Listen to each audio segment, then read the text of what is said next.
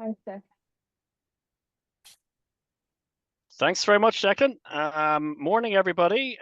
Great to get the opportunity to talk to you. If you're one of the ones who are returning, that I worked with in the spring or over the summer, great to see you again. And if you're a new person, welcome aboard. Great to get to talk to you as well. My name is Paul Daly, as Declan said. I've taken a bit of a side move away from the credit and collections world in the last few years, so I'm not working in that area at the moment. I work for Accenture, but prior to taking that sideways move, I worked for 12 years with one of our diamond clients in Accenture. Did pretty much everything. Did all of did the collections of all of the lines of business. Ran the whole show. Broke it up. Moved around. Changed the setup. Did all sorts of stuff. And I also did a couple of years in the credit side of things in the earlier stages of that account. Prior to that, I worked for Philips for a year or two, and I also and then before that, I worked for Oracle. Back a very, very long time ago, and that was my first iteration of the collections world. But anyway, welcome aboard, and it's great to get the opportunity to talk to you. And I suppose most importantly, I think it was 16 years ago I was sitting where you were sitting at the moment. I was a student, and I learned this course myself. Back, I think I started it 16 years ago at this stage, and I've been working with Declan. Finished the course, and I've been working with Declan on and off ever since. So great to get the opportunity to talk to you. So what I'm going to do this morning is we're not going to go into any massive detail in terms of credit management. What I'm going to do is I'm going to give you a bit of a whistle-stop tour of what we're going to cover in the four modules that we're going to do between now and early January. Okay, so no big details, no need to kind of take any massive notes or anything. The notes themselves, as Declan said, will be coming to you from Monday onwards, and then every 2 or so weeks afterwards, along with the short tests and the assignments. So there's no need to take any kind of copious notes. Just want to give you, not going to go into massive detail on any of it, but I want to give you a bit of a flavor as to what you'll be covering between now and the beginning of January. Okay, so if we start with module one, which you're going to become familiar with from Monday onwards. The first thing we're going to do is we're going to give you an introduction to credit management. Okay, and credit is a very, very powerful business tool, and the reason that it's a very powerful business tool is it allows you to make sales as a business that you otherwise would not be in a position to make. Okay, if you imagine a scenario where there is a 25,000 euro car, if a company is selling a 25,000 euro car and says, okay, you need to have at least 25,000 in the bank in order to buy it, the number of people who will have 25,000 in the bank and be able to do it is relatively small. Okay, if however that company breaks up and says, okay, you don't need to give us 25,000, what you can do is you can give us 350 euros per month. That suddenly opens up the customer base to an awful lot more people. Okay, so it allows you to make sales that you wouldn't otherwise be able to make. Okay, now that comes with its own challenges. If you manage your credit function well, you will make money. But if you don't manage your credit function well, you will make less money, or you may even lose money, and it may ultimately lead to the company's downfall and closure in an extreme circumstance. Okay, so credit is very powerful, but does need to be managed. Okay, and the model for managing it, which is a model that Declan has come up with, is what known as the attack model, which we're going to be covering, which we're going to be introducing you to in module one. The attack model, ATTACK. Okay. So that's an acronym. The first A in the word attack stands for assessment, which we're going to be covering on module one. The two T, first T stands for terms and conditions. The second T stands for teamwork. Okay. I'm just getting a message saying my internet connection is unstable. Everyone still able to hear me? Thumbs up. Hopefully, yeah. Yeah. Okay, I'll keep going. Okay. So sorry, just let me find where it was. So the first T is terms and conditions, which we're covering off in module 3. Second T is teamwork, which we're also covering off in module 3. Second A is for administration, which we cover off in module 2. The C stands for collections, which we cover off in module 4. And then the K stands for key performance indicators, or KPIs, which we will also cover off in module 2. Okay, so the attack model is how we go about managing it. Okay, so module 1, we're going to talk about assessment, which is the first A. Okay, assessment, how we assess who it is that we are ultimately lending money to. And the reason that that's important is you need to know who you're lending money to. Okay, who am I going to trust with the money that I'm going to that I'm going to be lending, or the credit terms that I'm going to be giving to the company? And the reason for that is there a wide variety of, if you stay on the business to business side of things, there's a wide variety of different companies out there. You could be a customer could come knocking and it could turn out to be Microsoft. Okay, now if it's Microsoft's been in business for what, 30 plus years. Good chance that they are still going to be in business in a year's time. Okay, if the customer comes on and it turns out to be two people operating a small business that they've just set up and they're doing it from a bedroom. Now, to be fair, Microsoft and Google and the likes of that did start off exactly that way. But unfortunately, the likelihood of that company still being in existence in a year's time is a bit less than the likelihood of, say, Microsoft being in existence in a year's time. So you do need to know who you're. A couple of questions you need to ask. Okay, so who am I trusting? How much am I going to trust them with? Okay, so how big a line of credit am I going to extend to them? How long can I trust them for? If they're a low risk customer, you could give them maybe 60, 90 days credit terms. If they're a high risk customer, you may want to keep much tighter control. And finally, are they willing and able on the due date to pay back the money that we have extended to them? Okay, so who am I trusting? How much am I trusting them with? How long am I going to trust them for? And are they going to be able to pay the full amount back on the due date? Okay. And if we talk about who we're trusting, I mean, there's a couple of different companies out there, and there's there's a couple of very key differentiators between the companies that you are maybe extending credit to. You need to ask yourself, okay, are we dealing with a sole trader? When a customer comes knocking and says, I'd like to become a customer of yours, is it a sole trader, for instance? The reason that it's key, whether or not it's a sole trader or not, if the sole trader is driving around in a big fancy car and has a big house up on the hill that is worth millions, in the event of any financial default, you potentially can have a claim on that car or that large house to discharge your debts. Okay, not quite as straightforward as that. That is ultimately a possibility in order to discharge the debt with for your limited company, and the director is still driving around in that big car and still have a big house on the hill. That house on the hill they belong to the director. Okay, probably belong to the director. If they don't belong to the company, you cannot use the car and the house on the hill to discharge the debt. So that is a key differentiator. You could still do business with either, but you may want to set your stall out a little bit differently if you're dealing with a sole trader versus if you're dealing with a limited company. So those things are relevant in terms of the assessment. So we're going to show you how to do that. What types of different companies you may have as customers. Okay. Now, how do we get all of this information? Okay, so we want to find out. Okay, so what type of company are we dealing with? How much money do they potentially have coming in? How much money they potentially have coming out? And come to a decision as to how much we might be able to extend. How do we get that? We get that through the credit application form. Okay.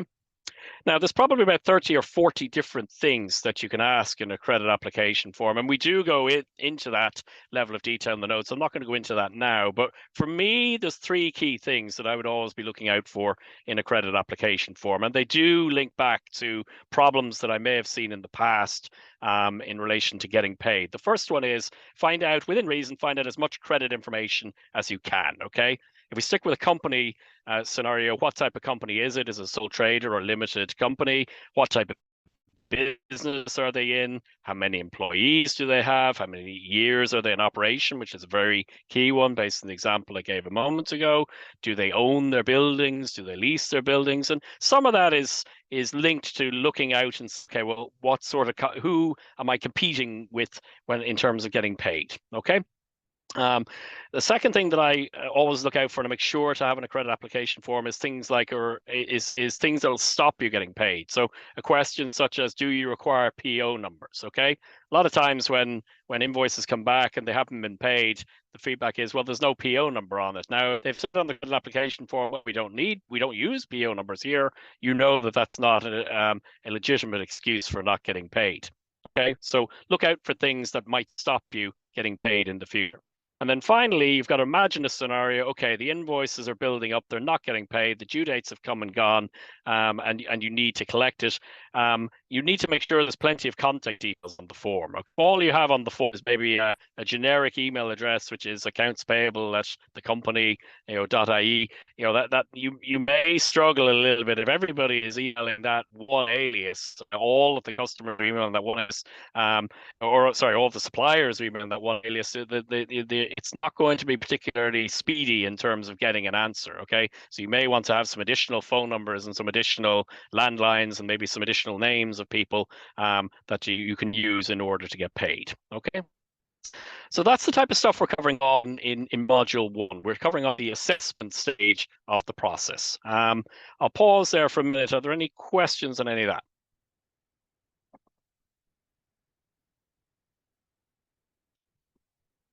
No?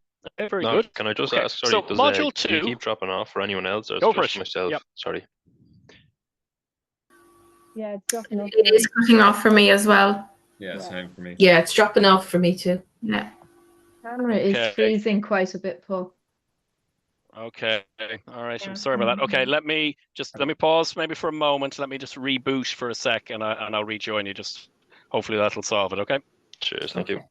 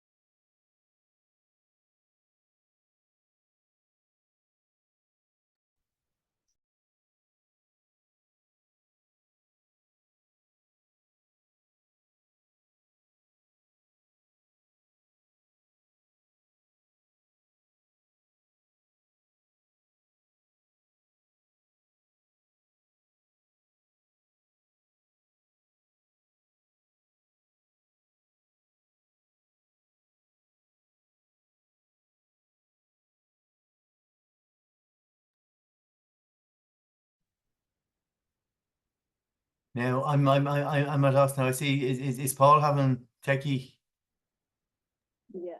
problems? Yeah. It's gonna Okay. reboot. I see. I just stepped out for a minute. You see, I'm caught now.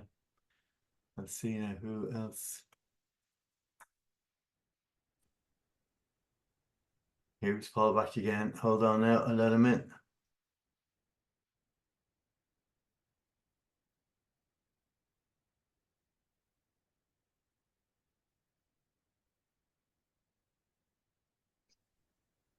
Now, Paul, can you hear us? Can hopefully I can hear you. Yeah. Can people hear me?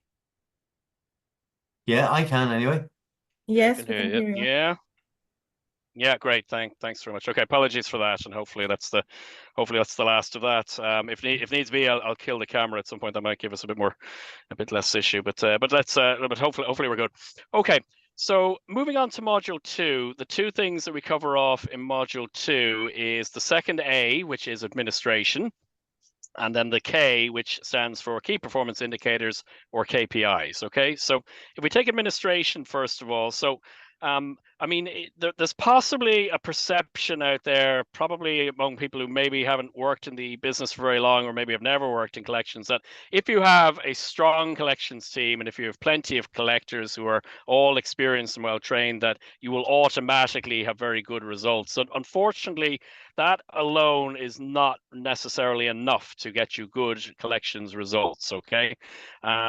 It's much wider than that. You need to make sure that everything within your order to cash process is running smoothly, which unfortunately is a lot wider than just the collections process itself. So, what we do in module 2 is we give you a couple of checklists to ask yourself the following questions in the business. Okay, now I'm not going to go through all of them, but there is one that I'm just going to quickly go through, which you need to ask yourself in terms of your business. Okay. So the first thing you need to ask yourself in terms of your business is, do you have a list of potential customers? Okay, if the answer to that is yes, then you move on. You say, okay, do you have an action plan and a time scale to contact those customers? Do you have a way of ensuring that orders are recorded? Do you have a way of ensuring orders are delivered? Do you have a way of ensuring orders are invoiced? Do you have a way of making sure that all of those invoices end up on individual accounts? Do you have a way of making sure that all the cash is posted to the correct account? Do you have a way of checking the cash is received? Do you have, very important one, do you have a clear system for dealing with part payments and disputes? Have you a way of ensuring your customer accounts are correct? Do you have a way of ensuring that the statement is correct before you send it? And do you have a way of checking your bank account every single day so that you know whether the money is in or not? Okay. And if the answer to any of those questions is no, then there's something there that you probably need to fix in order to ensure that you maximize the potential of your collections team and you maximize your collections results. Okay. So we're going to take you through that. That's going to be the first thing we take you through in module 2. Okay. Second thing we're going to take you through in module 2 is we're going to talk about documentation. Okay, so we're going to take you through, we're going to show you copies of invoices, copies of credit notes, tell you what should be on the invoices, what should not be on the invoices. This is all about making things as easy as possible for the accounts payable team who will ultimately be issuing the payment that you're hoping to receive. If your invoice has too much information and the accounts payable people take a look at it and say, oh, I'll deal with that later. Later may never come. Okay.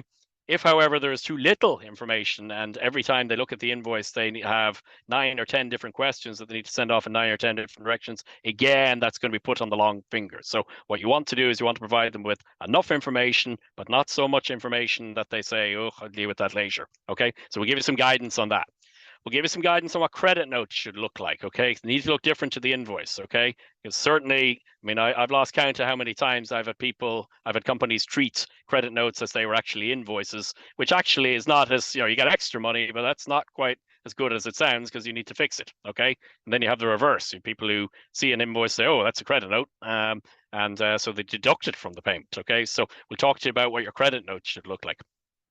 We'll talk to you about what your statements should look like. Okay, so a common thing that I've certainly seen in the business many times is you will have statements that call out, okay, this is what is in current, this is what is 1 to 30 days overdue, this is 31 to 60 days overdue, and it might go all the way up to 360, or I've even seen statements that go up to 720, which is 2 years. Okay, now what that's doing is that's dropping a very subtle hint. If you're a shrewd customer and you're looking at that, you might be saying, and you're struggling to pay your bills, you might say, okay, that company has customers that are, maybe 1 or 2 years delinquent. Okay, maybe I'll push out.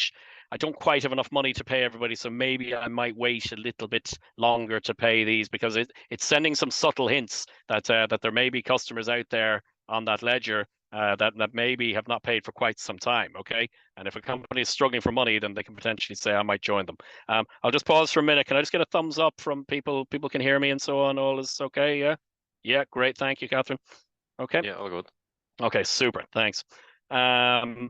Okay, so we're going to take you through all that in module 2, and we're going to introduce you to a concept of right first time. Okay, so what we're going to do is we're going to take you through that checklist that I spoke to you about earlier, and we're going to say, okay, here is some guidance, or here is some, we're, rather than just a one line, which is what I gave you a minute ago, we're going to go into a little bit of detail. These are the things you need to look out for in each of the stages of your order to cash process, and these are the things you need to get right in order to make sure, if just one of those breaks, I mean, if the disputes thing, for instance, breaks, you can have the best collectors in the world, but if disputes are happening and they can't get resolved quickly, you will struggle to get your payments in. Okay, so we're going to take you through all that. So that is the administration side of the attack model, the second A in the acronym. Okay.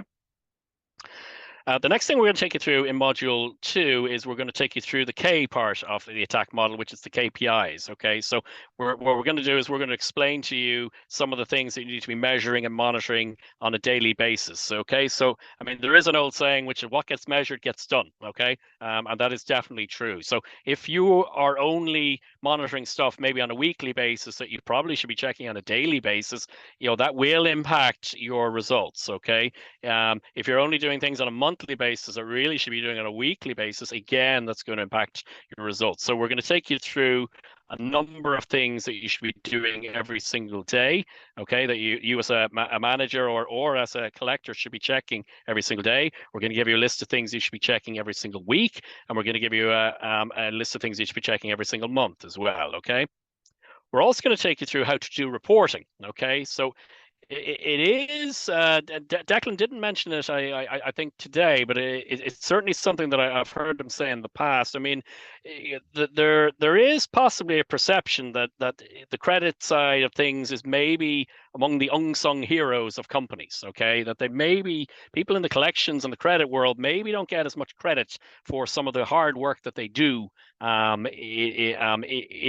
the company, okay? So what we're going to do is we're going to help you spin that a bit differently, okay? And one of the reasons for that is a lot of times when you have reports that relate to collections, it says, okay, this is the amount that's overdue, or this is the amount that's overdue plus 60 days. Okay, it's kind of fairly negative stuff. Okay, so we're going to show you how to report in a bit more of a positive way. So, okay, rather than reporting on what is overdue, this is reporting on what is current, or this is what is reporting on how much was actually collected in the last month or the last quarter. Okay, so to put a bit of a more positive spin on the reports. Okay, so we're going to show you how to do that in module 2. And the last thing we're going to cover off in module 2 is we're going to take you through some of the payment methods, okay, that customers can use to pay. So, there may be a couple that come to mind immediately, the straightforward ones, things like cash, direct debits, and bank transfers. But there are actually, I think, somewhere in the region 24, 25 different types of payment that we go through in module 2. That are potentially options for customers to make payment, or I suppose, I mean, write-offs are included there. Ultimately, it's it may be a payment method, but it's ultimately a way of removing things from the account. Okay, so we'll take you through all that as part of module 2. Any questions on that? Hopefully no sound issues. Okay. All right, I keep going. All right, so module 3, we deal with the 2 T's in module 3. Okay, we don't go through them in order. Okay, the attack model is not in sequence. Okay, but we do cover all of it. Okay, so the 2 T's are covered off in module 3. So the first of the 2 T's that we're going to cover off stands for terms and conditions. Okay, and this definitely all of this is stuff I've encountered on a day-to-day basis in my time in Great Collections. So the first one is terms and conditions, and I suppose the most important one is, okay, what are the credit terms? Okay, so when are you as the customer actually going to make payments? Okay, and a problem that you have with the credit terms is, I mean, you might ask somebody, okay, what are your credit terms, and they will say 30 days. But the question is, okay, is that 30 days from the day the order is received? Is that 30 days from the day the invoice is received? Is it 30 days from the day the order is dispatched? Is it the day that the invoice actually reached the correct department? When is it? Okay, so we will talk to you about how to make that a little bit clearer for your customers and make it in a way that there is no gray area, because the problem is that if it says 30 days, customers will interpret 30 days in the most generous fashion possible, certainly if they're struggling to make payments. Okay, so we're going to take you through that. We're going to take you through how to set the correct credit terms. So, your strength in the market, or your customer's strength in the market, maybe, well, not maybe, are definitely factors you might want to keep in mind in terms of how to set your credit terms. Your cash flow requirements would be a key one. I mean, you could, if somebody comes knocking to me and says, okay, Paul, I'm going to I'm going to place an order of 25,000, but I'm going to pay you in 90 days. I might say, terrific, that is great, but you do need to ask the key question: do I have the resources to remain afloat for 90 days until I get my 25,000 in? Okay, so maybe 25,000 is a great order to get, but if I have to wait 90 days and I've no money coming in for the next 90 days, you need to ask yourself, okay, can you afford to give 90-day credit terms, or do you need to make it more like 30, 45, 60? What the customers and competitors are doing is a key one. I certainly know I saw a scenario once where we went into a new market and we started offering, and we said, okay, we'd like kind of 30-day credit terms or 45-day credit terms. I can't remember which one it was, but we were nearly laughed out of it, because they said, well, sure, what are you talking about? So all the other similar businesses that we deal with give us 90 days. So we ultimately needed to go to a 90-day credit term. I mean, some of it comes down to, well, are you the bigger of the two companies in the relationship? Because sometimes, if you're a Microsoft, you can potentially you can potentially dictate and say, well, if you want to do business with us, this is the way you're going to do it. But if you're a relatively small supplier and you're dealing with, say, Tesco might well say, no, we get 90-day credit terms, or this is what we get. And if you want to do business with us, that's what you do. Take it or leave it. Okay, so we're going to take you through all that. All right. We're taking through some of the common terms and conditions mistakes that you see. Okay, so a lot of times, I mean, the number one problem with terms and conditions is that people tend to only read them when things go wrong. Okay, ideally they'd be read up front and agreed up front, and everyone be familiar with them up front. Okay, so we're going to take you through some of those types of mistakes that you sometimes see. And then I think this is the last of them, but the last thing we're going to take you through under the terms and conditions heading is what are known as Incoterms. And Incoterms are a term that you deal with when you are shipping physical products overseas, okay? And it deals with where does the responsibility of the supplier begin and where does the responsibility of the buyer begin, okay? So you can have, on the one extreme, you can have what is known as Ex Works, where you say, okay, I'm selling a product, this is the address of my warehouse, come and get the product. And people will email you and say, oh, well, do you deliver the product? Nope. Could you deliver the product? Nope. If you want the product, you come to my warehouse, and then, okay, so if the customer drops the product as they're bringing it to their car or to their van, that is the customer's responsibility, and the customer is the one who loses out. Okay. You then have the other extreme, which is at the other end, which is known as delivery duty paid, or DTP, and that involves a scenario where the goods are delivered all the way to the customer. Okay, so if you've engaged a firm to deliver it, or you yourself deliver it yourself, if you drop the product as you're about to place it on the customer's desk or at the customer's door or into the customer's warehouse, and you drop it, the loss is yours, not the customer's. Okay, and then there's various scenarios in between where the responsibility ends once you leave Dublin, or the responsibility ends once you leave Ireland, or so on. Okay, so we will cover all of that. Okay. And sorry, I said it was the last one, but there is actually one more. The last thing we do cover off, I think it's one more in there. The last thing we cover off in that section is a company's credit policy. Okay, so a credit policy is basically a rule book or a playbook as to how you will operate anything that I suppose comes into the order to cash environment. Okay, so you may have had scenarios before where a customer has broken maybe their second or third promise to payment, and you say, I'm fed up with that customer, I'm going to put them on hold. That's more of an emotional reaction. Okay, whereas what credit policy aims to do is to formalize when exactly. Okay, is it on the first broken promise of payment? Is it the second broken promise of payment? Does it vary depending on how big a broken promise of payment it is? It's a rule book and a playbook as to what it is, how you're going to operate your not just your credit environment, but anything in the order to cash process, how you resolve disputes, how you increase credit limits, how you block accounts, how you authorize write-offs. All of that stuff is covered in the credit policy. Okay, so we're going to take you through all of that in module 3, meaty enough section, module 3. Okay, so that is it on the terms and conditions. That's the first T of the attack model. I'll pause there just for a second before I move on to the second one, which is teamwork. Any questions on that?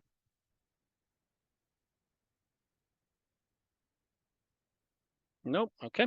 So let me see. What have I got left in terms of time? I got about 10 minutes. I think I'm going to be good. Okay.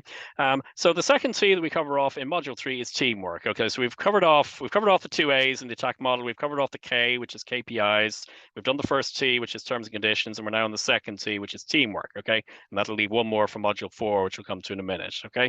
So the second T that we cover off, and this is in module 3 again, is teamwork. Okay. So in a way, certainly there were times when I worked in the business that I kind of said, well, wouldn't it be nice if the whole world just revolved around credit and collections? It doesn't, unfortunately. Okay, you do need to work with other departments, okay, who may not see the world exactly the same way you do. Okay, so we're going to talk to you a little bit about how you can actually engage with some of these departments and how you can work with them. Okay, a key example, which we're probably all familiar with, is sales. Okay, so sales are trying to put sales through. Credit management are trying to keep an eye on things and make sure that there's not a scenario that 90% of the sales that are put through ultimately end up being written off because they were sold to customers who could never actually pay them. Okay, so the perception, the traditional perception is that sales try to put through the orders and then credit collection step in and kind of block a lot of them. Okay, that's the kind of default perception. Okay, that is there. Okay, and the problem with that is that traditionally the way it works is sales don't necessarily give the credit and collections world the heads up that these are the customers that they're going to try and sell to. So what we will show you how to do, and this is just as an example, we will show you how to try to work with sales and have a scenario where sales will say, okay, next month I'm going to be visiting these 20 customers, and we're going to be trying to place orders of this size, and then you can feed back to sales and say, okay, these 10 customers are green because they're well within their credit limit, and they're up to date on their payments. These ones are kind of amber that we think they might be okay, but it will be dependent on payment reaching us by the end of the month. And these 5 are red because we've had problems with them many times in the past, so we wouldn't recommend that you sell products to that level. So, I mean, the aim should always be to try to get the sale through, but you will need to address these a bit differently than maybe just a scenario of giving them the standard credit terms and just allowing them to pay within the normal terms. Okay, you try to find a solution to each scenario, but we will show you how to work with sales. Okay, another one that we'll show you how to work with is operations. Okay, operations, for instance, will be needed if something has gone wrong. They will probably be needed to fix the problem. Okay. They may well be required to issue credit notes. Okay, so you might be relying on them. Your biggest invoice on the ledger could be a dispute, which customers said there's no way they're paying. It may be a legitimate dispute. You will need to work with operations to get that solved and get that invoice either credit and rebuild or just credited and off your ledger. Okay.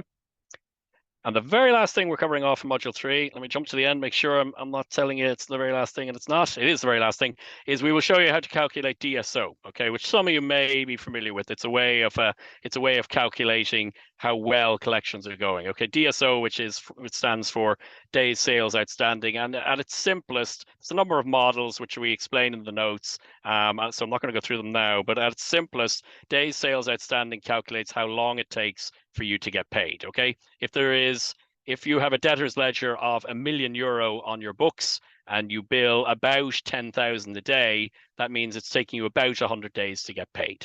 Okay.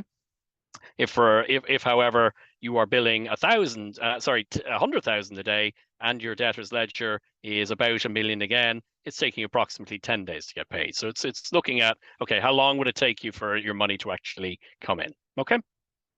So we will show you that in module 3 as well. So I have about 7 minutes left. Any questions on that? Nope. Okay, very good. So the last thing we cover off is the C in attack model, which stands for, not too surprisingly, collections. Okay, now those of you that we worked with in the spring and the summer, you have already done, we have a full collections module which gets into the types of phone calls you have to make and the tone and the pitch and the words you use and so on. We're not covering that off in this one. We're covering a little bit more. It's more about kind of a bit more detail. Some of which kind of comes into maybe, I suppose, the later stages of the collections realm. What it does cover off in module 4 is, we started off with customer visits. Okay, so we're going to talk to you a little bit more about how to build long-term relationships with your customers. Because if you build a successful long-term relationship with your customer, if anything starts going wrong for whatever reason or wherever in the order to cash, it can be as simple as picking up the phone and working with the person that you may have worked with for years and coming to a solution. Okay, so we will show you how to build that type of relationship. You won't have that with every customer. Not every customer will have it with you, but we will give you some indication as to how you can start building that relationship with your customers. We'll show you how to establish shouldn't pay, can't pay, and won't pay. Okay, some of that you will, if you've done it before, you may remember from the collections model, but the approaches are very, very different. Okay, shouldn't pay, for shouldn't pay, the tactic should not be to call the customer incessantly and say, have you paid yet? Have you paid it? Have you paid yet? It should also not be the case when it's can't pay either. That's not necessarily the best approach to go down. Okay, so we will show you how to customize your collections approaches depending on whether it falls into a category of shouldn't pay, can't pay, or won't pay. And then we move on to kind of things like, as I said, maybe some of the nastier side of collections or the final stages of collections where maybe the relationship is beginning to start breaking down because the debts are mounting up and the orders are blocked and so on. So we will talk to you about how to use collections agencies. We'll talk to you about how to use the legal system if you need to go down that route in order to discharge the debts. And we'll talk to you about when things, I mean, in some cases you'll do that, but the company might still be fine. Okay, maybe fine might be an exaggeration, but maybe they're a bit disorganized. Maybe they're, the wrong people are in place or something, or maybe there's other priorities or something. But they may ultimately be fairly stable companies. So, but we'll also talk to you about the companies that are maybe a bit less stable. So, to do when companies go into liquidation. Do you have the option of things like receivership to try to discharge the debt? We talked a bit about examiners and what creditor meetings are like. Well, so we're going to cover those type of things off in module 4. So we're talking about, so I suppose the parts with is the the building the relationship and how to build a successful relationship with your customer. But then there's also maybe the later stages of collections, which we don't necessarily cover off in as much detail in the collections module, about kind of how to handle the very last stages of collection where maybe the relationship is coming towards the end. Okay, so we've made it on time. Hopefully that's given you a good indication as to what we're going to be covering off in the next number of months. Are there any, before I hand back to Declan, are there any questions for me? No. Good. Thanks, No, Paul. all good. Okay, super. Okay, But and thanks, Paul. no, you're very welcome, and thank you for your patience, and I'm glad the technology held up. So obviously, so you'll be getting notes from me. You'll be getting notes from me on Monday, as Declan said. Normally, as Declan said, I do tend to send them out a little bit earlier, so you may well receive them over the weekend rather than that. So if you have a quiet weekend, it'll give you an opportunity to get a head start on it. But really looking forward to working with you, and welcome aboard again. Thanks, Paul. Thank you. Thanks very Cheers, That's great, thank you. Paul. Thanks a million. So you Thanks, go Paul. and enjoy the rest of your weekend now. Well- What we'll do now, and Thank yeah, you. it's a couple of minutes early. So if you want to go and grab a cup of tea or a cup of coffee or whatever other drug you require to stay sane, you go and do that. And I know you have an extra 3-minute break, so well done on that, Paul, as well. So what we'll do is we will start back at 11:30, and then we'll go through the risk module with you at that stage. So see you later, and See you later. you go enjoy Cheers. your weekend, and we'll talk to you later. Take care. Bye bye.